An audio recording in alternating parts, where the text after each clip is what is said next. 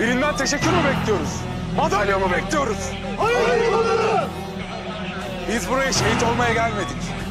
Biz buraya mücadele etmeye geldik.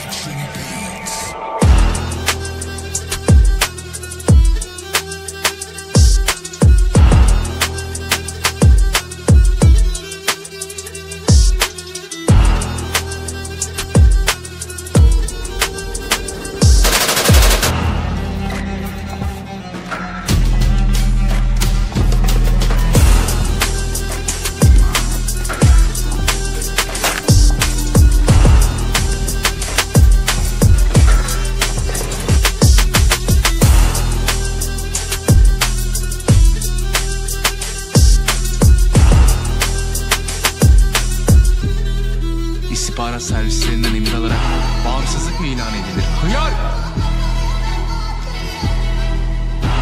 Ülke nasıl kurulur ben sana söyleyeyim. Bak Çanakkale'ye görürsün. Anafartalar.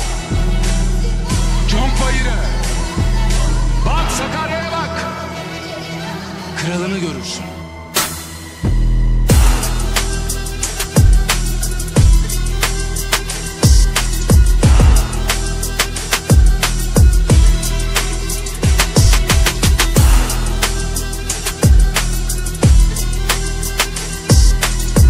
Bizi hafife almayın.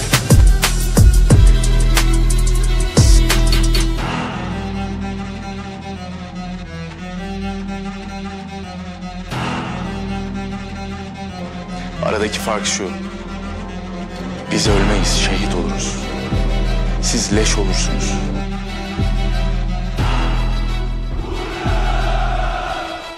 Bizim arkamızdan dualar okunur.